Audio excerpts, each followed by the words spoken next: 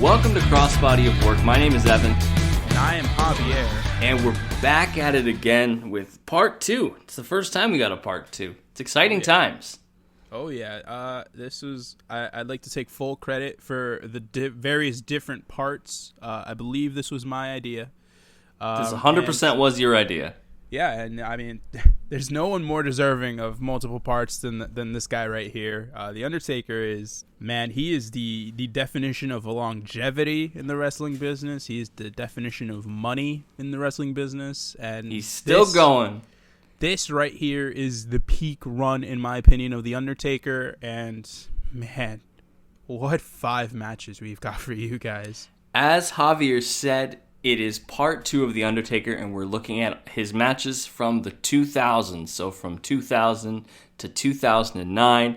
We're going to cover a lot of different ground with The Undertaker here. We've got Biker Taker, we've got Big Evil, we've got the return to the Deadman, and we've got the very beginning of, as you describe it, Wrestling Machine Undertaker, a.k.a. when he gets his Wrestlemania like stat bonuses and becomes an unstoppable monster surrounding the streak. But if you're unfamiliar with the podcast, welcome in. We're really happy to have you. What we do here at Crossbody of Work, we take a wrestler, we look at 5 of their matches, we encourage you to watch them and break them down as well. We talk about things we like, things we noticed, and just break down a wrestler's career through these matches. Now, normally it's just 5 matches for one guy, but you can't do that with The Undertaker. So we did 5 matches of the 90s, go listen to that.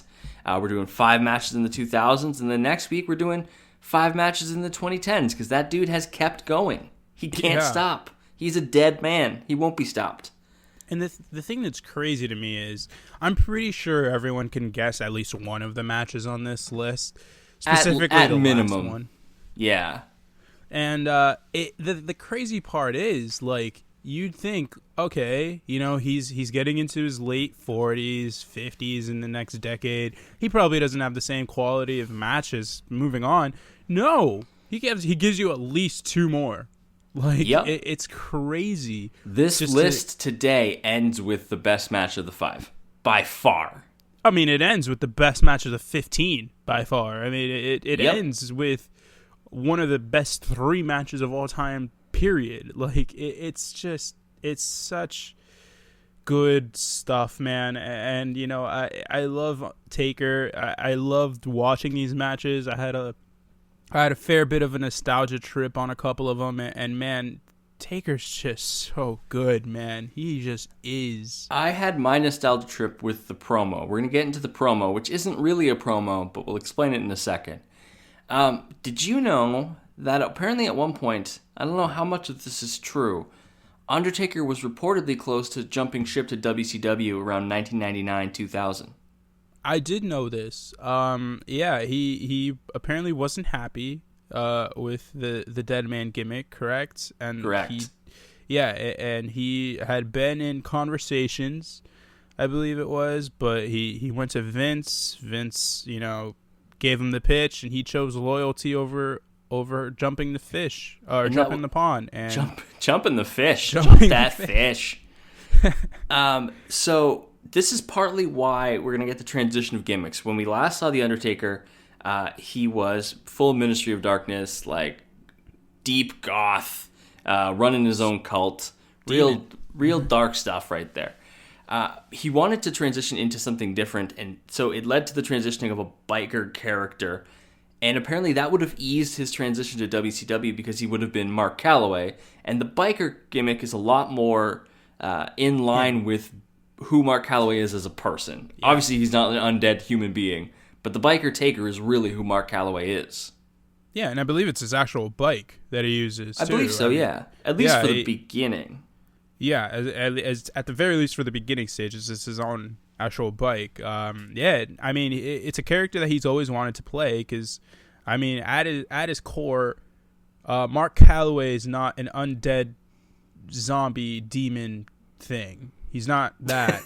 I don't think anyone is that. If you are, I mean, kudos to you, I guess. I don't know. Cool, and I know a bunch of psychiatrics and Hollywood producers that want to get in touch. But hey, I mean, you know, it's a cool gimmick. I know it gets a lot of flack for, because everyone loves the Deadman gimmick. It's near and dear to everyone's heart. But I thought Big Evil and the early stages of the American Badass gimmick were just really cool. And it was a welcome transition for me because honestly, I just didn't like the Ministry stuff.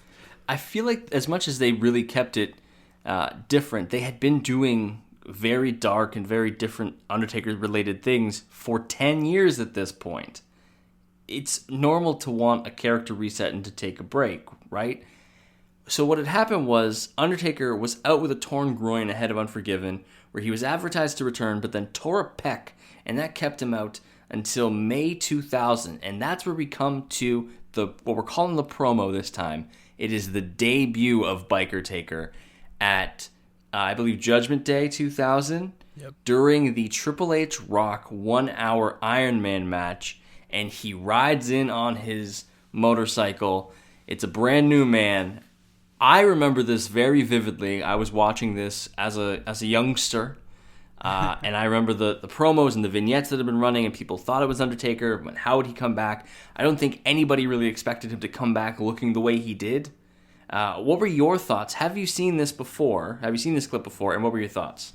Yeah, I'd seen it before. I've mentioned multiple times now that I went back and watched the Attitude Era thing. It's good. It's really when it good. Existed. I don't know if it still exists on the network. The playlist that basically runs from like late 97-ish to somewhere around 2001-ish. But it's very good if you haven't seen it and it's still available. Go check it out. It's the entire Attitude Era. But yeah, I knew, obviously, because hindsight's 2020, and I'd already known that was when he was going to reemerge. I didn't know he looked like that. He looked weird in the first incarnation of it, really weird. He had like a blouse. His ginger hair is really prominent. Yeah, but also he has like this like blouse thing. Like it's not a blouse; it's a shirt. It looks. I'm pretty sure my mom owns that shirt. I mean, that's just. Then your mom is the Deadman. I don't know how else to explain this to you. Yeah, I don't know, man. I think it's a great gimmick, and I thought it should have landed better. I like the build to it, with the little video packages. It's spooky very, little girls and stuff, man. It was great. Yeah, I mean, if you think about it now, it's a staple of WWE. I mean, you look at the stuff with Killer Kross in NXT. You look at the stuff on SmackDown with the weird like circle triangle thing that tells the truth. I'm pretty sure it's Mustafa Ali. Yeah, I'm pretty sure too. But it's they do this all the time. And yeah, it's cool that Taker got this treatment because it's just another little piece you can add to the character as a whole. With the shock value of it and everything. I mean, it's one of the 4 or 5 top guys in the company coming back, so it's obviously going to be big. And the way that it happens, the fact that the little girls say he's here. And you just hear this like bell, gong, not really a gong, but kind of a bell thing. Yeah. And he just roars out on the motorcycle. That's awesome, man. Like, that's a way you get everyone, like the crowd was unglued. They lost their mind. And the execution of once he gets in the ring, he has some issues trying to park his bike, which I think is kind of funny. Yeah. The timing was also not great. Once he gets in the ring, the execution of people being fed to him in order was amazing. Everybody deserves props in that. So in the ring, there was like Triple H, Vince McMahon, Stephanie McMahon, Road Dogg, X-Pac. They were all beating down on The Rock. Shawn Michaels was the special referee, and he was on the outside. But the order in which everyone gets into Undertaker's face and eats like big boots and clotheslines and choke slams, it was a great example of like good timing, good pacing. Everybody was on the same page. And the funny thing is, they'd literally done this the month before with Steve Austin at Backlash. The biggest, arguably one of the 3 biggest pops I've ever heard in my lifetime was the same match, Rock versus Triple H. And Stone Cold comes out randomly and just whacks Triple H in the face with a chair and walks right back out. It's literally the same thing that he did to The Rock the year prior when he got the biggest pop I've ever heard in my life. To whack Rock in the face with the chair, give Foley his first ever title win. the best part of this, there's two best parts for me of the actual in-ring Undertaker return. One is Vince's facial expression when he tries to attack Undertaker and turns around. Vince is great at looking exasperated. He is excellent at it. His facial expressions are always on point. It's true. And the other is the chokeslam on Triple H is just perfection. Yeah. Triple H gets held in the air for so long. It's a huge bump. Taker looks energized. He looks excited to be back. He's got this new gimmick going. And what a great ending to... Like, I remember I think that's the first match I've ever seen where somebody legitimately loses a fall because someone's doing the sleeper hold and they do the 3-arm thing and they can't get up on the third. It's the first time I ever saw that. It was a really long match, and this made it very memorable with this ending sequence. Yeah, I mean, it's a fun... it's so Attitude Era. Like, that's the best way I could possibly explain it. It's so Attitude Era. You've got all the McMahon Helmsley regime draped on the outside, which is hilarious because like it's just The Rock, and like The Rock is the top guy basically at this time. I mean, he's the big baby face. This is really when The Rock kind of had to take off because you got Steve Austin out with the next stuff, and you don't really, Undertaker just came back, but he wasn't available when they needed him. Kane isn't really there yet as a babyface, and you needed that guy, and The Rock became that guy, and the crowd was very much behind him. Oh yeah, and like it was devastating to see him not get the belt here because that feud with Triple H is money. I love that feud that they had together in 2000, WrestleMania match aside, but it's just. It was really. It really was the feud that buoyed the company for 2000, and 2000 is the best year for WWF pay-per-views by far. I thought 2000 was the best year overall for the company, not even just pay-per-views. I thought that the TV was great. I thought that the pay-per-views were great. They had so much star power. Everyone there was a star. I mean, Billy Gunn and Road Dogg were legit stars. Everybody had a purpose on the whole card. Al Snow was a star. Al Snow was always a star. All over the place. And it's crazy to me that we were there 20 years ago. And now it's just like there's just such a malaise with fans in the company, and there's just, I don't know, the connection just isn't there anymore. And where are you going with a $5 word like malaise? Again, you act like I am not a writer by trade. You are a writer by trade, but still, dropping a word like malaise in the middle of this uneducated podcast. Yeah. You walking down to the store with that $5 word. You're Canadian, dude, a southern accent. Don't talk to me about this. What are you talking about? Love to fill in the Canadian stereotypes. Any other pieces about the re-debut of the Deadman? The Deadman? It's important to note why we decided to choose this. The Undertaker doesn't do promos, and when he does, they're not really anything. But I will say that overall, Biker Taker does better promos than Deadman Taker ever did. Yeah. On either side of his Deadman persona. Yeah, for sure. I mean, and also, like, some of his better promos are in the video packages of the matches that we saw, so we don't really want to use those either. And this was a huge, important moment in the evolution of Undertaker. Yeah, it is that also. It's an important moment, and that promo thing is kind of open to interpretation because it's either going to be a straight up promo or it's going to be a big moment, and we probably should have explained that better. But what better way than the Undertaker to do it? Because I mean, well, he's kind of say anything to the Undertaker? Case. Exactly. You're going to accept to him about it. Let's go to the first match, and it is a match you specifically requested to be in this podcast, and so I want you to set it up for the people. Yeah, it is from 2002. It is when the Undertaker is the undisputed champion. I believe it's still the undisputed champion. Because he beat Hulk Hogan for it at Judgment Day. Yes. You love to see it. Yes. Wow, this period of WWE was just so weird. The title changes with the undisputed belt were just wow. Anyways, Undertaker is defending his undisputed title in a ladder match of all things. I don't know how many ladder matches he's been in his career. I'm going to go out on a limb and say this is probably the first one, if not the only one. But yeah, it's him defending his undisputed championship against Jeff Hardy on Monday Night Raw. It is fantastic. I love this match. It is one of my favorite matches of all time. Not for quality's sake, not for like the impact of the moment, but just for the simple, like it's just a good match.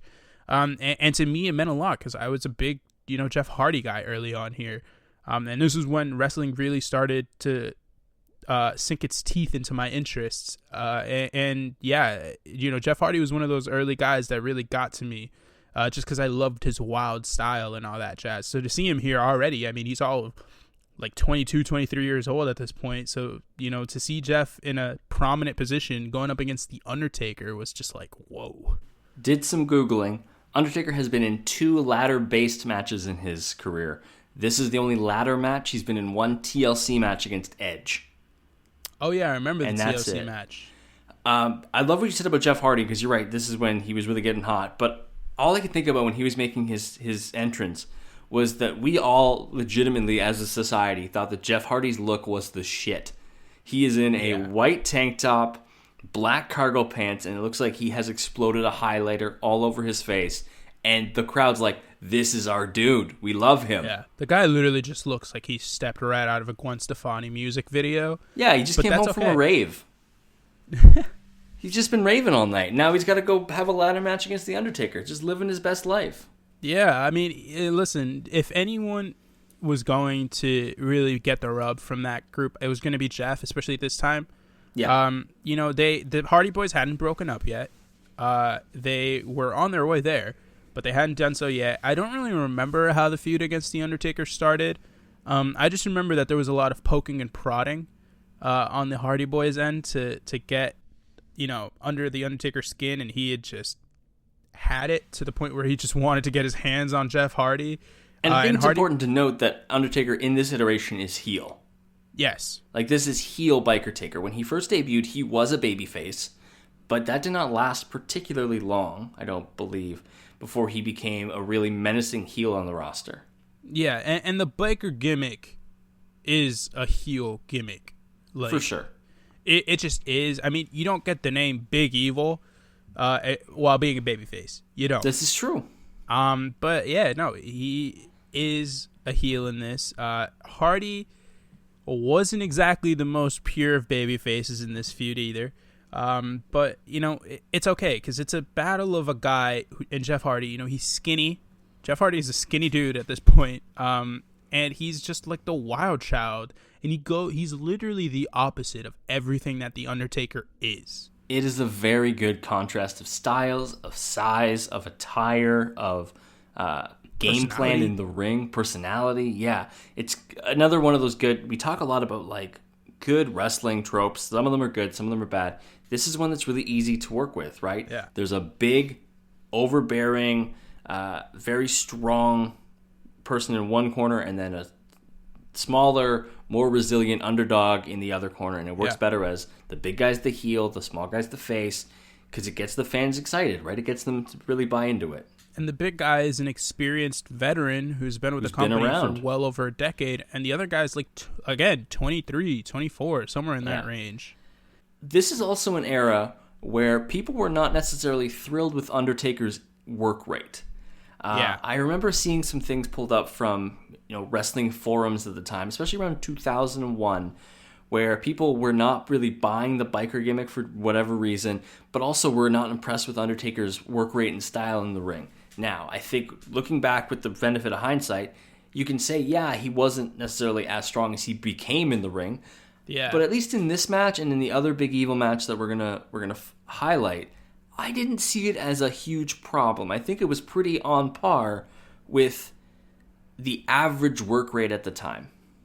I would say yes. I do think he was disappointing in this role. There were a lot of performances that were phoned in my opinion. that just were not the thing with the Undertaker at this point is there were a lot of average matches, but not very many stellar ones. Okay. But the point that really matters and sticks home here is the best matches he's had are against guys who are also very, very good. You know, he had some good matches against Kurt Angle. So he wasn't necessarily the one being able to carry guys to good matches. Yeah. Whereas he was being helped along in some aspects by people who were having really good matches. Yeah, I mean, look at this match. I mean, Jeff Hardy is selling his soul for the guy. This is true. Jeff Hardy looks like he is a literal ragdoll in this match. Jeff Hardy gives me strong Darby Allin vibes. I know. In this match. My God. And like I understand now why people think compare Darby to Jeff. This is the exact Jeff that I think people are thinking about. Yes. Wild child, taking risks with his body, has no regard for human life, right? Very much just kind of out there doing his own thing. He's very much like Darby in this role. Yeah, Darby Allin. I mean, you probably remember from the early iterations of AEW becoming a thing, and we were making our predictions for their first pay-per-views. And I was always like, any Darby Allin match that came up, I was raving about him. I was like, he is my favorite guy on the roster. I love this guy. It's because I love Darby Allin. Darby Allin, when he was on the Indies, was the spitting image of Jeff Hardy. The guy just does not care at all about his body. And I would not be shocked if he's retired by the age of 35. But like, the guy gives it everything he's got. He just cares so much about, you know, the match and the storytelling that he's not afraid to do whatever he has to do to his body because, yeah, he feels pain, but the pain doesn't matter. And that was Jeff here. And that's exactly what Jeff is like here. I think kind of the space that I'm landing on with Undertaker and his work rate, because I want to get back to that quickly, is it seems to remind me of when less talented, and I'm using that very loosely, maybe less work rate guys are being pushed ahead of guys who are work rate guys, and there's people in the internet wrestling community that can notice it. Because right now, in 2002, when this is happening, it's not that guys who aren't work rate guys aren't getting pushed. You know, Kurt Angle's having good matches, Jericho's got good prominent spaces, but there's guys on the roster. On this pay-per-view, weren't they? There's guys on the roster who aren't there yet in terms of like they're being overlooked. Eddie Guerrero,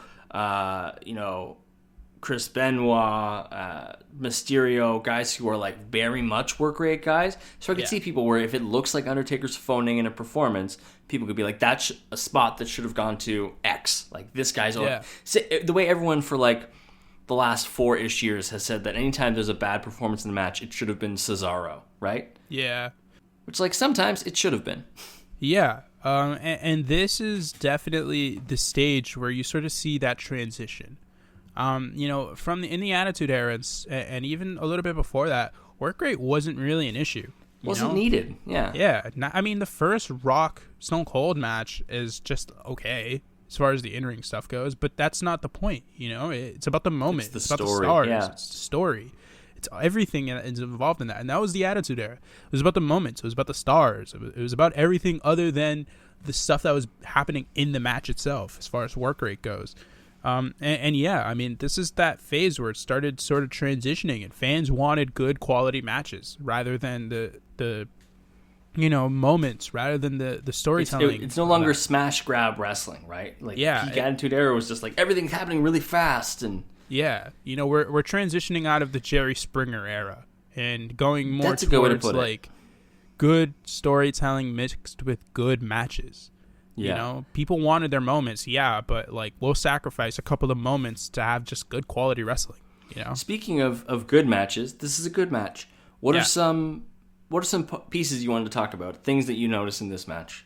I mean, the kind of hot start that Jeff has, where he's just sort of he just wants to get all his stuff in, and I think he is really good at, like, he's the one that picked the stipulation. He wanted the ladder match. Yeah. Which makes a lot of sense. I mean, the Hardy Boys are obviously known for their ladder matches. Ladder match stuff, experts, yeah. All that. And he really takes it into advantage. I mean, him and Undertaker go outside almost immediately, and Jeff gets a ladder and immediately starts using it, and he immediately uses his speed and his wits to get away from the Undertaker. And the early stage of this match is really Jeff Hardy with the upper hand, not the Undertaker. Well, at the very beginning, it's Undertaker. He could have won like 4 minutes in. Jeff's on the outside. Undertaker has his hand on the belt and decides, like, no, I'm not done with this kid yet. I'm gonna make him famous and whatnot. Yes. But then once Jeff gets even a little bit of offense in, he really starts to take control. Couple good spots. Hits a springboard off of the ladder over the ropes. He kind of uses it as like a launching pad. That was super cool, super innovative. I thought that was super dangerous because the ladder was like, oh yeah, it was slightly opened, and he kind of uses it as a springboard, but didn't make any sense that he would use it as a springboard because it's a ladder. It's not like it's something. Maybe it doesn't make sense to us, but I'm sure to Jeff Hardy it made total sense. Man, it was a fun, scary spot. There was my favorite spot of the match is super simple. It's just the Undertaker has Jeff outside up against the apron on like with a ladder laying on him, and he tries to like run in to hit him with the like running like. I don't even know what that's called. The Braun Strowman thing that he does, where he runs from corner to corner and does that. But like he wants to do it on the apron with the ladder, and Jeff just like moves, and the Undertaker runs right into it. I'm like, okay, this is like the simplest spot in all of wrestling, but like that got me, that popped me. I very much enjoyed that. It makes sense, right? Because it's the small guy. He's got to get creative in terms of getting offense in, and that's a way to get offense is to play good defense. Yeah. There was a lot of stalling in this match, especially on Jeff's end, when it came to being on a ladder and getting the belt, especially in the final stages of this match, especially. We want to talk about the call? Yes. The great call? Go ahead. So Undertaker has Jeff Hardy for a last ride. Hardy had gotten his fingers on the title earlier, but Undertaker hit it with a chair shot to the back. But Taker has him in the last ride. Hardy grabs a chair and hits Undertaker on the way up. And that's when Jim Ross makes his famous call of climb the ladder, kid, make yourself famous. And the way that Jeff Hardy is climbing the ladder is excruciatingly slow. Yeah. But between Jeff's climb and Jim Ross's call, it makes you believe. Yeah. For the camera angle, for a second, you genuinely believed he was going to win. The camera zooms all the way in on Jeff, and the moment is really about Jeff. Like, that's how you make stars right there. It's things like that. For sure. I think that makes him a believable singles guy. Yeah. In the eyes of the fans, right? Yeah, and people at home are watching this, and if you hadn't been paying attention to Jeff Hardy as a singles guy, like this was the moment where it really became like, oh, this guy, crystal there's clear. Something here. There's that it factor, right? Yeah, and Jim Ross's call is so good. I love that spot too. He rotates him. There are some good counters to the last ride in these matches. Yeah. And this one right here is probably my favorite of any of them, just because like it's so cool. It's so creative. It's something I've never seen before. I've never seen someone do this on any sort of powerbomb in any sort of match. Makes sense. Yeah, it makes sense. You got a chair? Why not? He's gonna rotate up. You know what's gonna happen. Unfortunately for Mr. Hardy, Undertaker hits him again, chokeslam off the ladder, Taker retains, and then another star-making part is after the match, Hardy gets a microphone and is crawling on the canvas and just says, "You haven't broke me, Taker." Before Taker can get to the back, Taker comes out to whoop Hardy further. Yeah. And instead raises his hand. Oh, he does whoop him a bit. He just whoop him a little more. Yeah, you're right. I think he hits another last ride. He whoops him a little more. And then he goes for another one, and he's just like, screw it, this kid. And this is the way that Undertaker Big Evil turns babyface again. This is his really the official start of his next babyface run as a performer. Yeah, and it doesn't last long as champion. I think it's only a couple weeks from now he loses the belt, and I think it's a triple threat match against Kurt Angle and The Rock. And then The Rock would lose it to Brock. Brock at SummerSlam, not even a month later. Which leads in to our next match. Yeah. We are in brand exclusive territory. It is No Mercy 2002. It is Brock Lesnar versus The Undertaker in a Hell in a Cell match for the Undisputed Championship. It is a great match. While we were watching this, so Javier and I watched these obviously on our own time and then come back to talk about it. And before I had gotten the chance to get to this match, Javier texted me and reminded me that this is the Katie Vick pay-per-view. Yeah. We're not going to go into detail about the Katie Vick storyline. If you want to make yourself sad, just go Google it if you don't know. And if you do know, I'm sorry we brought it up. Yeah, this is... Wow. It's just, imagine my surprise. I always watch the introduction to any pay-per-view that we watch. Because they're hyped. They're so awesome. Yeah, even if it's just for whatever match. I mean, I like to do that just because WWE's production, their production is so good. It's so good. And yeah, I did this. Obviously, they started off with the Undertaker Brock stuff. I kind of wanted to, stick around for that to see, what was going on there because I didn't remember much about the feud. And then Triple H's voice comes up, and then it's like Kane is a murderer, and there's the light bulb. And that's all we needed. One thing I did not remember about the Undertaker-Lesnar storyline is the inclusion of Lesnar and Heyman accusing Undertaker of infidelity with his wife Sarah, who's pregnant, with a woman named Tracy. Yeah. Weird. Yeah. You don't think of Undertaker being associated with storylines like this. You don't think of Brock Lesnar being associated with storylines like this. That's true. The more shocking one. You think of Brock Lesnar carrying the Money in the Bank contract like a boombox. At least that's how I picture him constantly. Constantly is that gif. Saskatchewan's own. Exactly. The adopted son of Saskatchewan. So, very strange. One of the things is Undertaker has a broken hand that is in a cast. It was broken by Lesnar. Yeah. That was using a propane tank. And also, what a weird way to do it. So the way it worked was Undertaker was like leaned up against a fence. He was like both hands outstretched, just like facing the fence, like leaning in on it. And then Brock takes a propane tank, and instead of just hitting him in the back or like the head or whatever, goes straight for his right hand, which was the hand that was far away from Lesnar. He went all the way. Undertaker's got dangerous hands, man. He went all the way out of his way to just break his hand, even though he could have just cracked his skull open or something. It's a propane tank. You could do some damage with that thing. This whole infidelity storyline doesn't really play into the match at all. Undertaker attempts to convince his wife Sarah over the phone that he never slept with this woman and that he knew her from years ago, and it's all very weird. But despite all of that, it's an excellent match. Yeah, it is so bloody. It is the bloodiest match I've ever seen, and I knew that going into it. This is by far the bloodiest match I have ever seen in a WWE ring, in a North American ring. The only time I've ever even seen anything remotely worse than this is like old Japan death matches. This is a brutal match, man.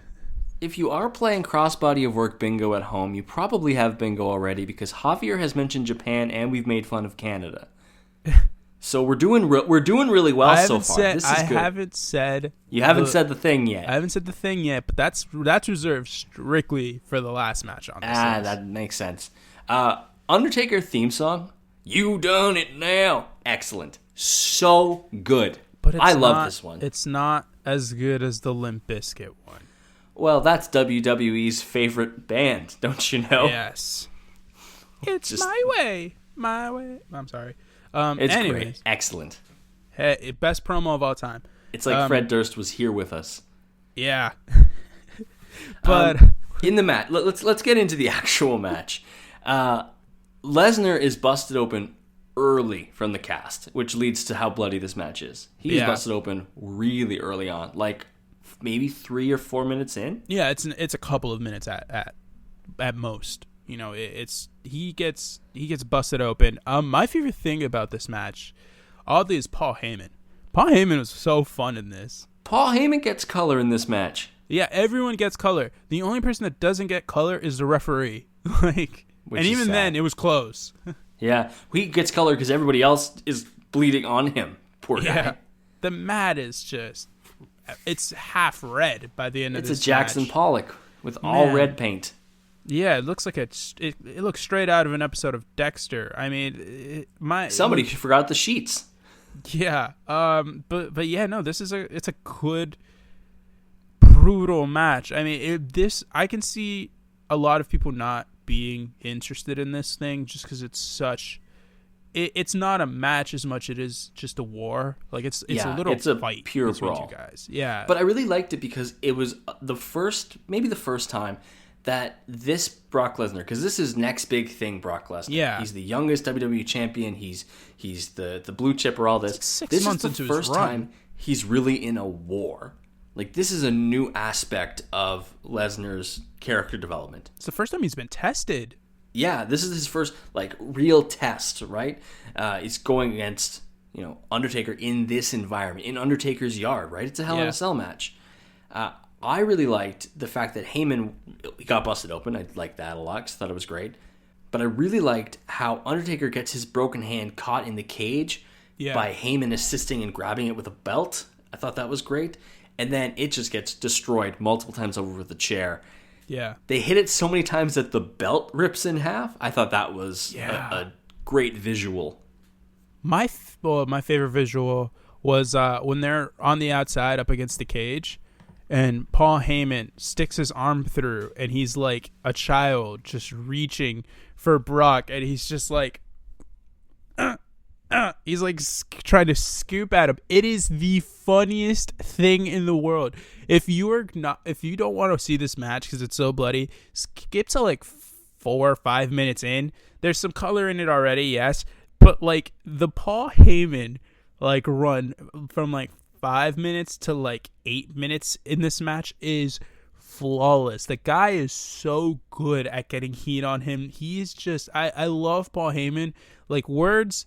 There are not enough good words that can be said to this guy's ability to get a reaction from the crowd. He's just so good, whether it's on the mic or as a character on the outside. That he just gets it. Him and Brock Lesnar are probably the best pairing of a manager and a wrestler ever. They're so good. It's amazing. On the outside, adding to the blood fest. There's a vicious stare shot by Lesnar onto Undertaker, which causes him to begin legitimately pouring blood. Yeah, this is when he gets... This is when it gets real bad. You hear about the Crimson Mask, but, like, the Undertaker's face is literally all red. Yeah. Like, it's completely red. There is no part of his face that doesn't have blood on it. And to be fair, a lot of that is him sort of just smearing it there. It's not it actually just pouring all over his face. But if you had told me that it was legitimately just his blood from the top of his head just pouring down and covering his entire face, I would have believed it because, man, the guy was gushing. There actually was wrestling in this match, surprisingly. Yeah. Some of it. Lesnar gets hit with the last ride, a really big last ride. Big. And I, knowing the finish already, was sold that this was the end. And Lesnar gets pinned, and on the count of 2.9, just grabs the rope. Yeah. And which I hated. You hated that, really? It's a Hell in a Cell match. Why are we grabbing ropes and having that be a break? That makes sense. I think I was so lost in the moment that I just, knowing the pinfall was broken up, I was like, oh! I have two things that I hate when it comes to pins. My most that's number 2 is a Hell in a Cell match or any sort of cell or stipulation match that like a no holds barred or something like that. You shouldn't be able to break a count with the rope. There are no rules. What's number already. 1? Why is that one? But the first thing that I hate more than anything is when someone's getting pinned and they're hooked, and then instead of having the shoulder that isn't covered being the one that goes up, they go from underneath, push the person, and go through. I hate that more than anything in the world. Why are you doing that? Yeah. Don't do that. Use the shoulder that isn't covered. It's easy. Use your brain. Use the brain. Sami Zayn is the biggest. I love Sami Zayn. El Generico is one of my favorite characters of all time. That run that him and Kevin Owens had in ROH is my favorite ever, and we will get to that run later on in this podcast because it's going to be mentioned. But this right here, I hate it. What he's famous for is when he kicks out, he not only does the thing where he uses the wrong shoulder, but then he kicks. He does a little sit up and then falls back down. I hate that. That was a great tangent because I have never noticed about Sami Zayn, and now it's going to bother me every time I see a match. So I'm excited. This podcast is partly about ruining things in wrestling. Yeah, I mean, we're sorry. We hope that we bring other happiness to your life. Hey, we're giving you guys great matches to go back and watch. At least that's true. Even though we picking them apart mercilessly. The finish of the match is, not relatively quick. It's not like a quick finish or anything. But I think it sells how devastating the F5 is. Yeah. F5, and it's over. This also marks the end of the feud for these two guys. A great, bloody end to the feud. Yeah, it's the perfect blow-off match because there's no topping this. There just isn't. I mean, and you guys... we like when Hell in a Cells were actually used for finishing feuds. Yeah. Not just because it's October. Yeah. Yeah, I hate that so much. Oh my god. But anyways, I mean, this is the perfect match to end the feud on. It was a war. Like, that is the way you describe this match. It's a war. And Brock Lesnar comes out on top. It is two guys going out there to beat the living crap out of each other, and they did. And then Brock Lesnar is obviously the guy that they're building up. He's the champion, and he's the one that they have plans for moving forward in that main event scene, so he gets the win. And he gets it in convincing fashion, I would say. I mean, not only did he get it's a 1 F5 and a finish, but the Undertaker was spent at that point, man. They had just beat the crap out of each other for 20-plus minutes. It's a big win, big feather in the cap for young Brock Lesnar, for sure. Hey, he's now got, I think this is the second win over the Undertaker, win over The Rock, all the stuff they did in King of the Ring, all the stuff they did when he first showed up. What 6 months to start off a career this is, man. Brock Lesnar's first year is just ridiculous. Up there with the best. There with the best. Definitely top 3, in my opinion. We're going to take a quick break, but when we come back, we are getting back to Deadman Undertaker, and we're going to start diving into streak matches at WrestleMania. All right, now we're back. It is now 2007 in the matches we're covering, at least. And we're looking at WrestleMania 23. At this point, Undertaker has reverted back to his Deadman gimmick, which was brought out in response, and it was a feud with Kane. He ended up having a match with him at WrestleMania 2004. 20. Yes.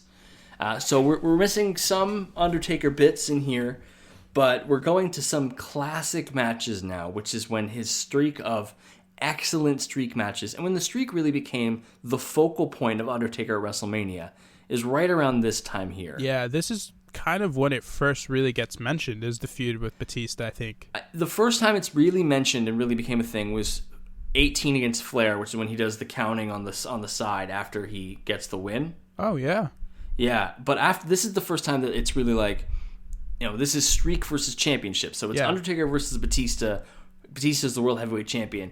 And it's really portrayed as like, this is even bigger than a normal main event because it's streak versus championship. Yeah, and it's important to note that The Undertaker won the 2007 Royal Rumble. It's a great Royal Rumble match. I'm sure we will make a bonus podcast on it at some point, so I don't want to give too much away. But yeah, it's a great match, great finish, probably the best finish to a Royal Rumble ever. But yeah, they show it in the promo video package. He has a choice between the 3 champions, which, what an assortment of just meat. Is it 3. Batista, Cena, and Lashley? Yes. So nice. Batista's the World Heavyweight Champion. John Cena is the WWE Champion, and Bobby Lashley is the ECW Champion. And man, again, those guys are all bodybuilder types. Look at all this meat. But it's important to note that not only is this match big because it's it's Batista's defense of the the World Heavyweight Champion at WrestleMania, and I think it's his first one. I don't think he was at 22. If he wasn't in a big match. And I think I don't think he was there because that's when he tore his pec, I believe, which ended his first title run that he won. This is his first big defense on the biggest stage. Yeah, this was really the match that sort of solidified him on the main event level, even though he wasn't in the main event. It's very important to note that as well. This is like the 4th to the top match, something like that. it's not super long either. I think it only goes for like 15 minutes, but man, just this over is 15 in terms of in-ring match. Yeah. Yeah, it's a quality match, and this was really the first sort of signs of work rate Taker. Yeah, this is the beginnings. Yeah, it's the commentary is weird. I don't know how I feel about it. It's Michael Cole and JBL in 2007. JBL is still an active member of the roster, but I believe he's out with injury or something like that. And he's not very good at the commentary. I'm not a big JBL fan in general on commentary. I'm not either. I also am not a huge Michael Cole fan, though I've learned to appreciate him more as I've gotten older. But yeah, not the best commentary duo I've ever heard on this. I thought Michael Cole was okay here. I thought he had some good moments in this match. But yeah, overall I thought the commentary was subpar, to put it kindly. But the entrance was great. Yeah. Undertaker enters with all his druids. Yeah, I had to skip through because I just can't do 5-minute Undertaker entrances at WrestleMania. What do you mean you can't do 5-minute Undertaker entrances? They happen all the time. I can't do them anymore. That's why I watch everything on a delay, especially if the Undertaker's on the card. I don't have the attention span for this stuff.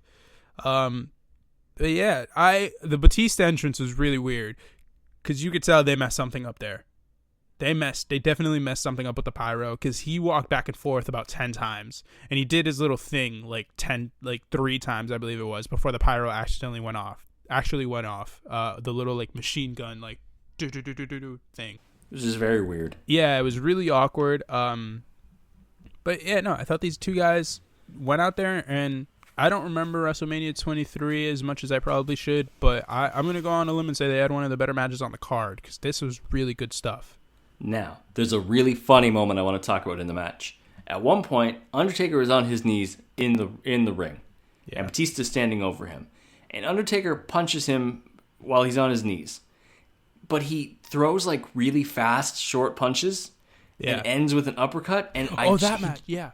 He just looks like Scrappy Doo. It's so weird. Yeah, so I found myself laughing a lot during that part. Yeah, this is something straight out of like a funny but kind of taking it serious kung fu movie where you just see super rapid punches that leads into an uppercut, and you're just like, oh. Okay, like that. That's real. That's a thing that's actually real. Yeah, no, this is hilarious. That was hilarious. I wanted to talk about that, but it was one of those mental notes that just fell by the wayside. Yeah, it's the only thing I've been thinking about in this match. It's the only thing you've been thinking about for the last 24 to 48 hours. Yeah, pretty much. Yeah, but no, this is good stuff, man. These guys are. This was a match between two big dudes, and they went out there and they fought like two big dudes, but they also put on some good wrestling. A move that I have gained an appreciation for during this pod. Last pod about Undertaker, I talked about the flying clothesline, which makes an appearance repeatedly in these matches as well. One I have an appreciation for now is the apron drape leg drop. Yeah. It's always so clean. It's always so crisp. You can tell that he's not actually... What's that? It looks like it sucks. Yeah. Like, it doesn't look like a fun time. But I love the additions to Undertaker's moveset. He's always adding stuff, right? Yeah. In this iteration alone, like, he's added this. He's added the last ride. He has so many finishing moves that he can end matches with. And then in the next match we're talking about, he adds another one. Yeah. Because, he needed more, apparently. Other parts of this match you wanted to bring up? Yeah, I think this is kind of one of the first times since the transition away from American Badass and all this. I believe this is the first time he does the dive to the outside, the big dive. It was one of those things he did in the early '90s when he was in his younger days. But here, when I was a youth. Yeah, when he was in his youth. But I think this is the first time he brought it back, and we've kind of seen it. Pretty much every year since. We're gonna see it in a big way in 2 matches time. Yeah, but here I'm impressed with his ability, and he's a big guy. His ability to always get enough clearance over the top rope because he clean jumps it. He doesn't springboard or leapfrog. He clean leaps, and his ability to get over that top rope is terrifying. Yeah, and the Undertaker, he's not an impressive athlete as far as athletic ability. Like, the guy's big, yeah, but he's not the most mobile. He's not the most agile. But the fact that he's able to do something like that is kind of impressive. Agreed. You had your affinity for the leg drop. Mine was for the punches. I do love Undertaker punches. Yeah, we've talked multiple times about this, on and off the pod. I think Bret Hart has the best worked punch of all time. You think it's the Undertaker. I do. And my thing that I really noticed in these matches that make him so good is the Undertaker throws his body into it, which is how you do a real punch. You don't just sit back and kind of just do the arm thing. That's not how you generate a lot of power. He puts his body into it, and he gets sound in a way that doesn't really make sense, because most guys obviously stomp their foot to get some sound on their punches. The Rock is the ultimate example of that.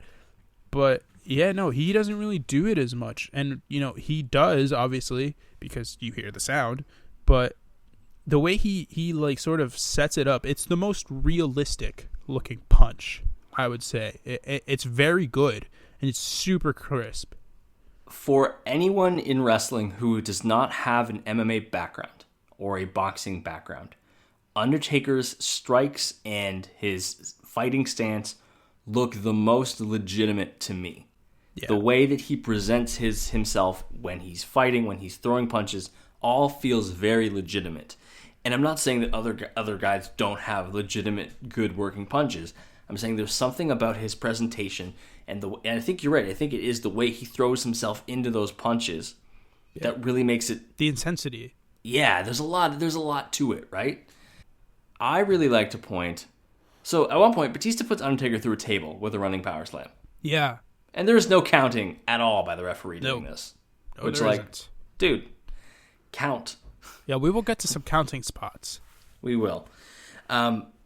Batista hits a spine buster, and he's looking at the hard cam, and he's doing his thumbs up, thumbs down taunt. And as he's doing that, Undertaker just sits up in the background and then gets him with a choke slam. Great. Yeah. Anytime Undertaker's sit up can be used when someone's taunting, I am 100% in. Yeah, and I thought it was really good in this spot because, it told a lot about the story. Batista's the cocky champion. He can do no wrong. He's the guy on top. And the Undertaker is just he doesn't take no crap. He's the wily veteran, but he's also still the dead man. He's also still a threat. You got to respect. And, it's the lack of respect that Batista gave to him in this match and really in this feud in general. That sort of leads to the result at the end. Do you want to get into it? Yeah. But Batista, I mean, it sort of is from here that transitions into the finish. Batista just does one too many things. And the Undertaker is able to catch him with a tombstone. 1, 2, 3. We're going home. And just before that, Batista did hit a Batista bomb. Yeah. But Taker kicked out because at WrestleMania now, from this point on, really, Undertaker has even more supernatural powers than normal. Yeah, we go full ROH stat boost. Yeah. I love the celebration after. Yeah. I love Undertaker in the kneeling pose that he used to do when Paul Bearer was holding the urn, and there's the blue lights, and he's got the World Heavyweight Championship belt. Yeah, and I think Undertaker looks so good with that belt. Yeah, and it's important to note this is the first time I believe he's held the World Heavyweight Championship. I don't think he had held it to this point. I think it was just the WWE / Undisputed belt. I think you're right. But and if you're wrong, someone will tell us. I don't think he holds that title again for the rest of his run. I think it's just this one. But yeah, this is it's good Undertaker. The belt just looks so good on him. It goes all along with everything he does. And honestly, it makes a lot of sense because if you look at the other belt, it's the spinny John Cena one. And can you imagine the Undertaker with the spinner belt? I would love it if Undertaker got the spinner belt and then just put Kid Rock's face in the middle of it. I think that would be excellent. No, not Kid Rock. You put a picture of the Undertaker in the original American Badass with the blouse and the big poofy red hair. The blouse. So Undertaker does hold the World Heavyweight Championship again, and it happens in our next match. Yes. WrestleMania the next year. This is a little bit of a spoiler. I'm pretty sure from this point on in our podcast about The Undertaker, the rest of the matches are WrestleMania matches. Because like I said, he gets an extra gear. He just hits a new level for all of these matches. Yeah. Except for some of the later ones, but we'll get to those when we get to those. But we're in 2008. It's Undertaker versus Edge in the main event. Edge is coming in as World Heavyweight Champion. Undertaker won an Elimination Chamber match for a shot at the title. And I love Undertaker's gear here. It's very Ministry-esque. He's got like a sleeveless, long, black, studded coat. Yeah. It looks very like Ministry of Darkness era, and I'm a big fan. Yeah, it's the one that he wears, I believe, when he signs the thing with Brock Lesnar and he jabs he stabs him with a pen through the hand. Yeah, I think it's the same coat. But yeah, no, it's cool. Before we even get into this match, we have to talk about the Edge Undertaker feud because I legitimately believe that it is the most underrated feud of all time. Okay, it is. Speak your piece. Fantastic. It goes for 2 years, and at no point that I think it was boring because they just kept adding elements to it. Obviously, it's not 2 years straight. At some point, Undertaker has to leave with some injuries. At some point, Edge has to leave with some injuries, and at some point, Undertaker has to leave with some injuries again. But over the course of 2 years, they told a story with these two guys that it was another one of those things. The same thing with Undertaker and Jeff Hardy earlier in this podcast. It is a contrast of characters. It is a contrast because the Undertaker is the big guy who is established, who is, a purist, air quotes around that, as far as wrestling goes. And Edge, he's the ultimate opportunist. He's the weasel. He's a heel to the utmost degree. And Edge, the focus really, in terms of the WrestleMania portion of this feud, it's not really about the World Heavyweight Championship. I mean, it obviously is. Yeah. But Edge really, he holds a funeral for the streak before it actually happens. Yeah. And, great heel stuff. But the streak is really the big focal point here. It's streak versus streak. Edge also has a WrestleMania streak at this point. Oh, he does. Yeah, I think I don't know how many it is. It might be 6 or 7. But yeah, he also has a WrestleMania streak going at the time. And it's also important to note that this feud at this point is a year in. It started in May of the previous year when Edge was Money in the Bank and The Undertaker had just been laid out by Mark Henry, I think after a match with Batista, I want to say. And yeah, the title run that The Undertaker had last time that he just won over Batista that we just talked about, yeah, that ends with Edge cashing in his Money in the Bank, winning the World Championship, and then they go through the summer having their feud. I think it's just so good.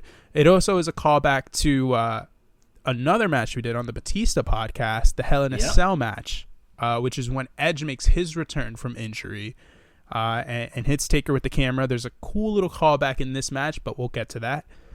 So this is, I'm gonna preface it now. Yeah. This is one of the only streak matches I had never seen before this pod. Really?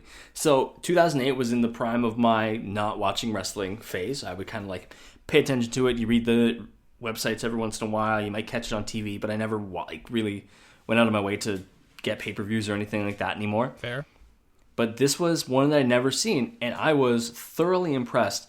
I think I missed peak Edge and all of his really good heel stuff. I saw the very beginning, and then I really got back into wrestling after he had retired.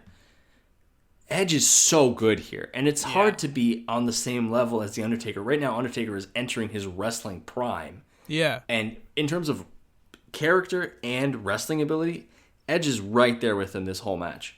Yeah, I thought Edge was better, honestly, in this match. As far as character goes, I thought Edge was fantastic in this match. I mean, the guy...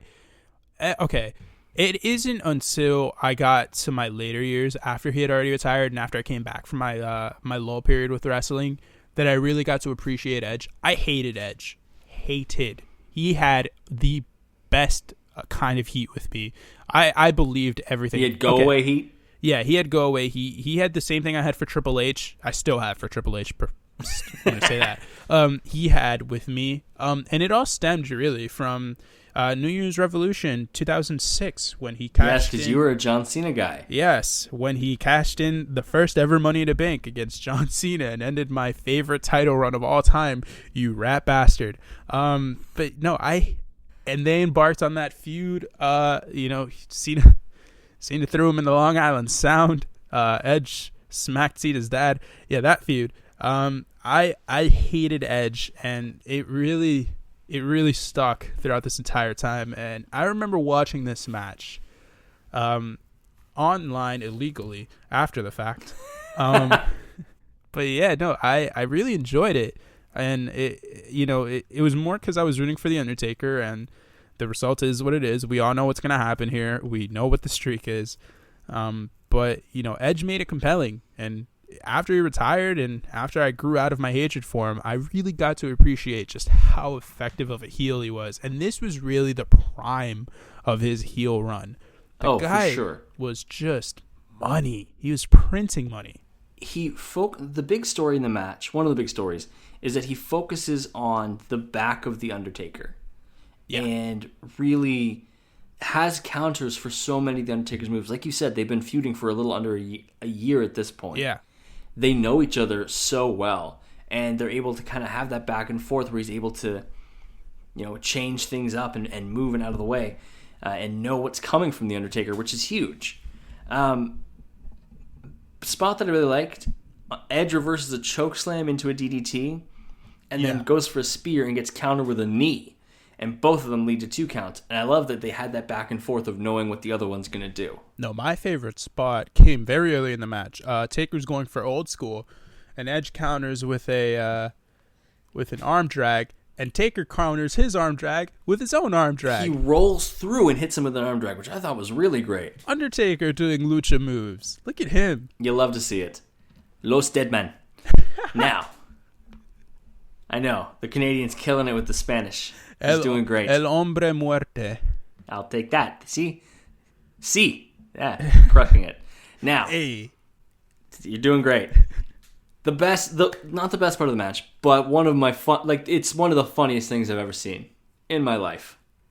You know what I'm going to talk about. Yeah. Edge avoids a big boot, and your favorite referee, Jimmy Corderas, gets a massive big boot instead. Poor Jimmy. He's your favorite ref too, isn't he? I know. I do like Jimmy. You want to talk about the camera spot, the callback? Oh, yeah. So Jimmy Corderas... Before I get to my favorite spot, because the camera spot comes next. Oh, the camera spot. No, I want to do the real spot. You do the camera spot. All right, well, the camera spot is Edge attacks the cameraman and viciously steals the camera and smashes Taker with it when Jimmy Corderas is down, which then leads to one of the funniest visuals in all of wrestling. So Jimmy Corderas is down, so we're gonna need another ref. And who better to come down for the main event of WrestleMania than Lone H, Charles Robinson?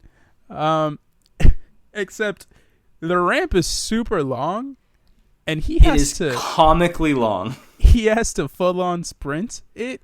And for those who don't know about Charles Robinson's a short dude. He's a tiny dude, 5'7", maybe 5'8", somewhere around that range. And he's not an athletic guy, so the run here. It is like the most unathletic run I have ever seen in my life. And the Charles Robinson's 40 time is incredible. It is a thing that exists. I don't know if it's incredible. Pumping his arms. He is doing just the best he can. Yeah. And he's struggling. You could see him struggling to do it at the same time. And man, it lasts for a solid 5 to 10 seconds just of him running. It is like, think about the stereotype of Baywatch and the slow motion running that they put on that. But think Charles Robinson running down a WrestleMania ramp. This is hilarious. I love this spot. It is the one thing that stuck with me most in this match. It is It is the one thing that has stuck with me most about this match throughout the years. Anytime I think about this match, when Edge and The Undertaker main evented WrestleMania, the one thing I always think about is Charles Robinson running down the ramp.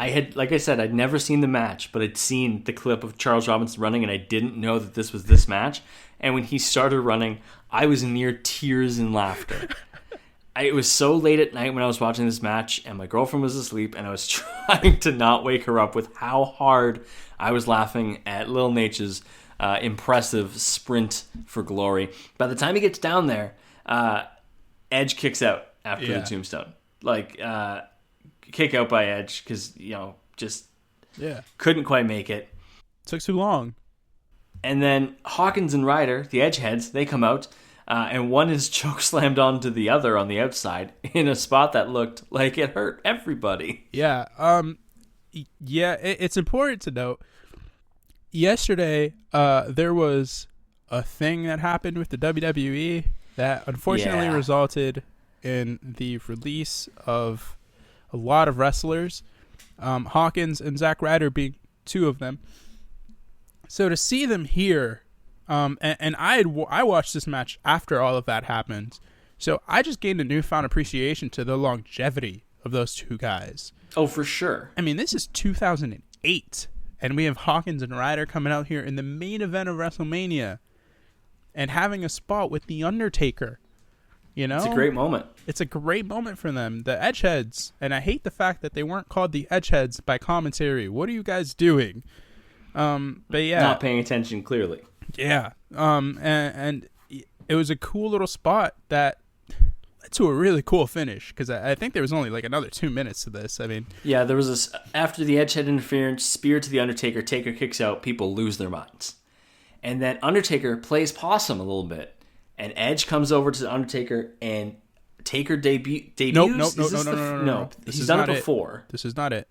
No, that's not the finish. So the way that Taker gets up, Edge hits another spear, but it looks weird. It's not a normal looking spear because normally what Edge does is he goes to the side of someone and then he'll like hit the side. But he went straight on here and he fell in between the Undertaker. He leans back a bit as Edge does, and then when he goes forward a little bit to go for the pin, immediately gets caught in Hell's Gate.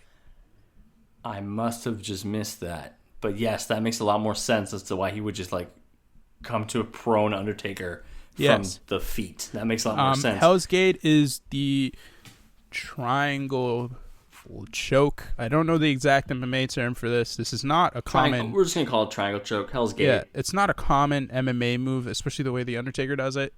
But it's another finishing move to his arsenal because he doesn't have enough already. Yeah, it's another 30 seconds maybe, if that, before Edge taps out. And in a great match. Yeah, great freaking match here. I think it goes all of like 24, 25 minutes.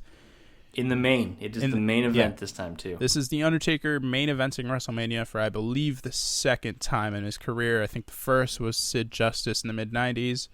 But yeah, this is... Good callback. Yeah, this was fantastic. This was great stuff here. And if you thought, wow, that's the best it's going to get, you are incorrect. If I had seen this in 2008, I would have been like, wow, that's like as good as pro wrestling is going to get. No. But now we reach what is the peak. Yeah. It is arguably, maybe even without argument, the best match of The Undertaker's career. Oh, it's not even close to me. I think this is number one, far and away number one. Number two is the rematch, which we will get to. We will. But this is WrestleMania 25. It is the classic match, Undertaker versus Shawn Michaels. It is the second appearance of HBK, and like Javier said, it will not be the last in this Undertaker series. I love the contrast of entrances, with HBK literally coming down from the heavens in all white, and Undertaker rising from the depths in his normal dark attire. Yeah. The storytelling, the visuals, it was all great. The streak is the whole story here. It is one of the first times that it's been that way in a while. Last couple times have been with the Heavyweight Championship. But this is just amazing Undertaker. I said this is probably the most intimidating type of Undertaker is streak Undertaker. I said it's like face mask LeBron or hoodie Mello. It's like a different type of Undertaker. He's just in his zone. Yeah.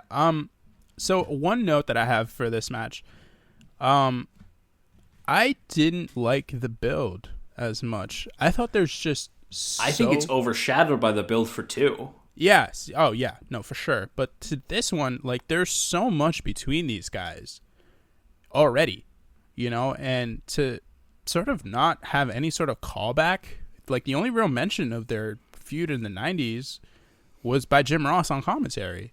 Yeah. There's nothing to the casket match that took HBK out for 4 years. There's nothing about the first Hell in a Cell. There's nothing about them. You've got the whole Shawn Michaels wanted to be Mr. WrestleMania thing, but you've got nothing about young Shawn and his stuff with The Undertaker. You've got nothing, really. There seems to be some pieces left on the table, for sure. And the thing that I really didn't like was... So the beauty of the feud with Edge, who I think is The Undertaker's best opponent ever. No, okay. Just overall... I think it's his best program that he's ever had. I'm going... The beauty of that was The Undertaker was the Deadman. But against Edge sort of started stripping away at that. He sort of took away The Undertaker's mystique. He sort of took away from the Deadman guy. He just became The Undertaker the man. He wasn't The Undertaker the being. And to sort of turn your back on that with Shawn Michaels and make it really about him being the dead man. He is the demon. He is the devil's favorite child. And sort of make the feud sort of about The Undertaker being this demonic character and Shawn Michaels being this guy who is a follower of God. This redemptive character. Yeah, this redemptive character. It's like, I don't like that. I mean, you've just spent the last 2 years stripping away at the supernatural stuff with The Undertaker, only to just throw it right back. I think in the larger vacuum, I think that's a compelling argument about why to not like it. I think if you just look at it as like Taker Michaels, it's easy to get lost in just how good the match is. Yeah, no. I don't think we're going to explain... The match was... Man. I don't think we're going to go and explain all of the different kickout spots. No. Because this is really the first like finisher spam match. Yeah. Of Undertaker's streak. There are so many. I want to know your favorite spot, and then we're going to talk about the cameraman. Yeah, my favorite spot is pretty later on in the match here. We talked about it a little bit before the recording of this podcast when we were just fanboying the match. Because it's so... Of course we're fanboying. It's so good. It's 30 minutes of just gold when it comes to wrestling. I'm gonna...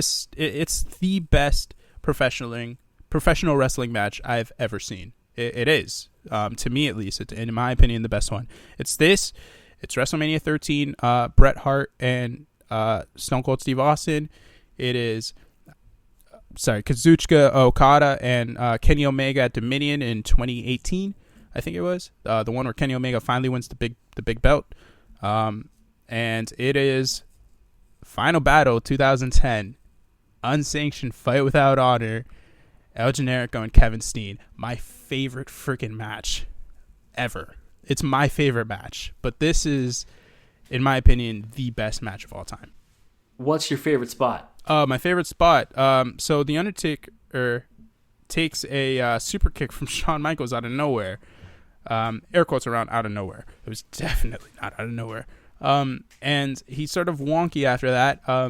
He had I think already pulled the sleeves off his tight. I don't know, the straps off. Yeah, he took the straps down already. Yeah, he pulled the straps down as The Undertaker does.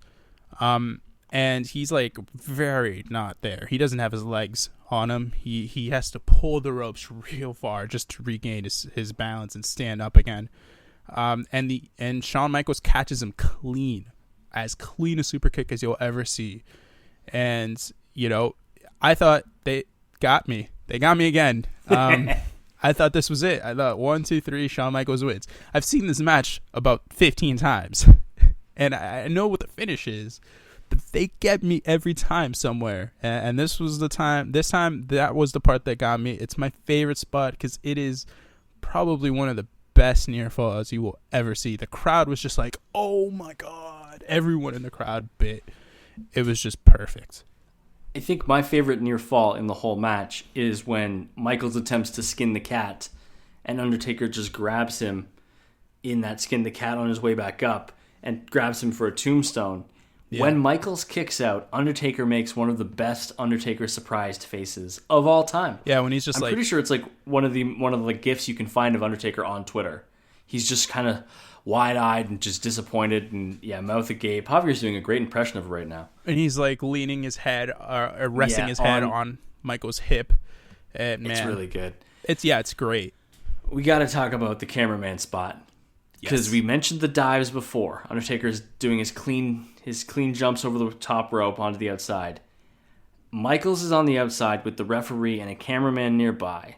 As Taker goes into the ring to go for this dive, Michaels pushes the referee away.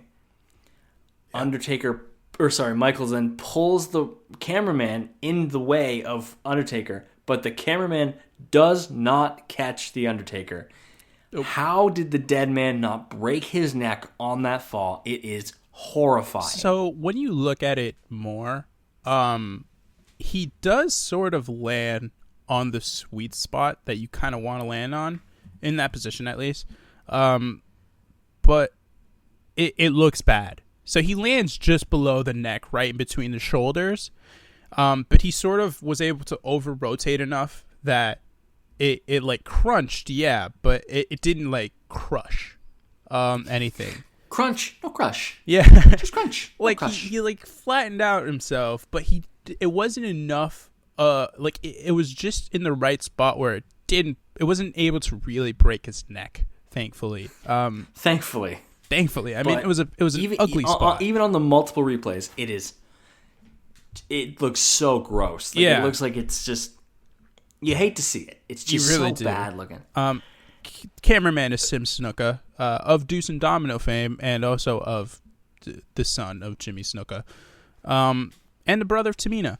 But also, he does this great Miz impersonation here, just not catching, or Austin Theory too as well, of just not catching someone, and it looked all sort of bad. 7 degrees of bad here.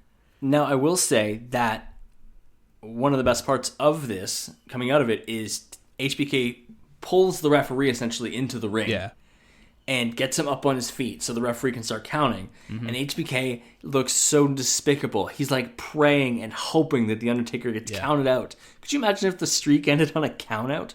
How infuriating that would be. And the fans were getting pissed off at Michaels. Now, at this point in Michaels' career, it's kind of hard to be pissed off at Michaels. Yeah. He is such an indebted legend at this point.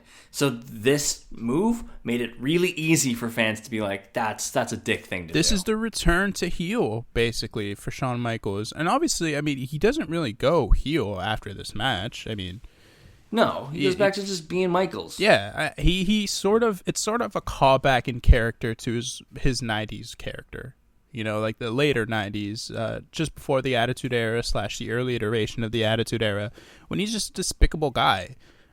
It's a callback to that as far as his character work here. And The Undertaker's the perfect guy to do that against, because no one's going to hate The Undertaker. No one's going to root against The Undertaker, you know, and especially at WrestleMania. You know, people like the streak. People want to see the streak continue.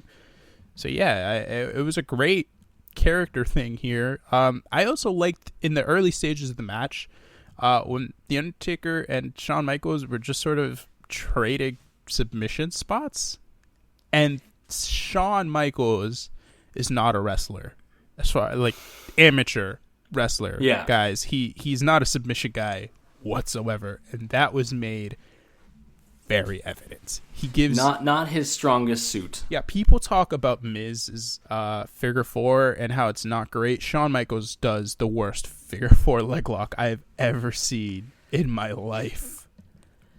He does the worst crossface I've ever seen in my life. He does the worst. He's not a submission guy at all. For worse, what is a clover leaf I've ever seen in my life? It's not great.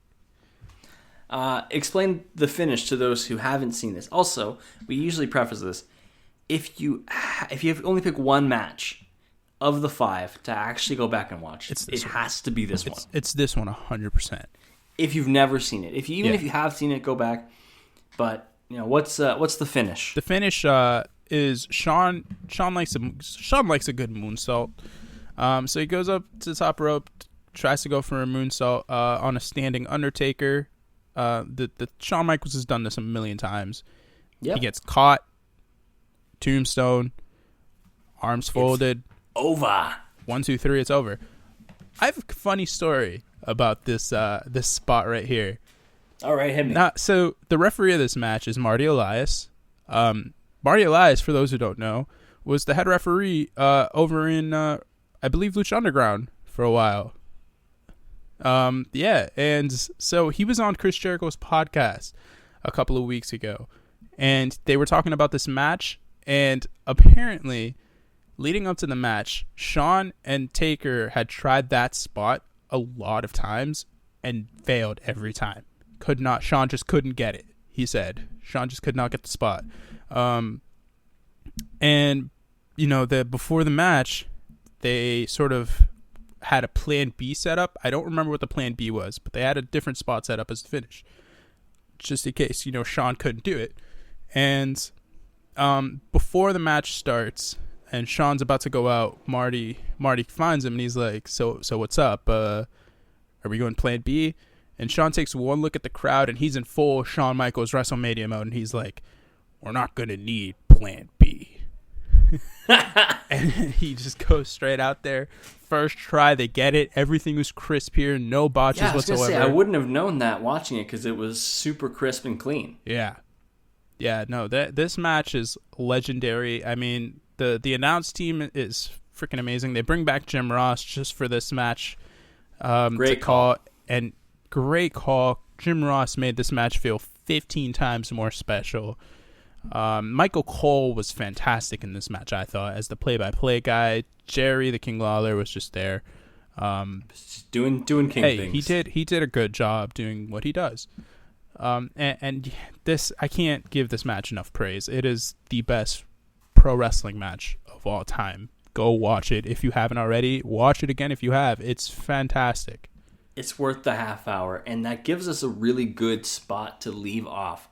So, this was part 2 of The Undertaker. Next week, next Saturday, we're going to be dropping part 3. It's going to be the 2010s, like we mentioned in this pod. Yeah. It's going to be all WrestleMania matches all the time. We got some really good ones in there. We got some not as good ones in there. But we're going to finish off covering the career of The Undertaker. Also a note, we've been doing bonus pods. If you haven't been listening to them, go give them a listen. Oh, yeah. But for this upcoming week, we're not doing a bonus episode because Undertaker WrestleMania matches get comically long, and we're not going to have a lot of time to watch bonus content, so we're just going to be doing Undertaker ones, but we'll go back to bonus content the week after. Yes. We're not going to spoil who's next, but let's just say it's a good one. Also, for those playing bingo, Undertaker Shawn Michaels is 5 stars in the Tokyo Dome, brother. Oh, I didn't think 6 stars in the Tokyo Dome, brother. I didn't think we were going to get there, but, the bingo card is now officially full. Javier, where can the people find you on social media? People can find me on the good old Twitter machine at JMeloSports. That is JMELO Sports. Again, I do sports things. I'm a sports writer by trade. Well, at least I want to be when this whole thing is over. That would be when fantastic. The world comes back off pause. Yeah, that would be great. But yeah, no, I don't really talk a lot about wrestling on my feed naturally, but if you guys want to talk to me about wrestling, I'm more than happy to get involved, more than happy to engage with you guys about any sort of topic. Talk to me about Final Battle 2010. I'm more than happy to talk about that match. Talk to me about Undertaker Shawn Michaels. Talk to me about The Undertaker. Talk to me about anything you want. You can follow me on Twitter at It's Evan Gomes, ITSEVANGOMES. I don't often talk about wrestling on my personal either. I just talk random nonsense, but come follow me, chat with me, talk about all the random things. You can follow the podcast on Twitter at Crossbody of Work. You can also follow Full Press Coverage Wrestling, which both of us write for, at FPC_wrestling. You can email the podcast at crossbodyofworkpod@gmail.com if you have ideas for bonus content. If you got questions we want to do a future mailbag episode, throw those in there. Yeah. If you have ideas for who we should cover next, throw those in there. Just drop us emails. We'd love to hear from you. Also, make sure to drop us, a 5-star in the Tokyo Dome rating wherever you're listening to this lovely podcast. Subscribe so you know when we're getting our episodes. We drop bonus episodes Thursdays at 10 a.m. Eastern, regular episodes Saturdays at 10 a.m. Eastern. So however you want to get to us, give us a subscribe. We'd love to see it. We love the fans. We love the outreach we've gotten so far. Keep that up. It's good stuff. Yeah, stay well, stay safe, guys. See you next time. Adios, friends.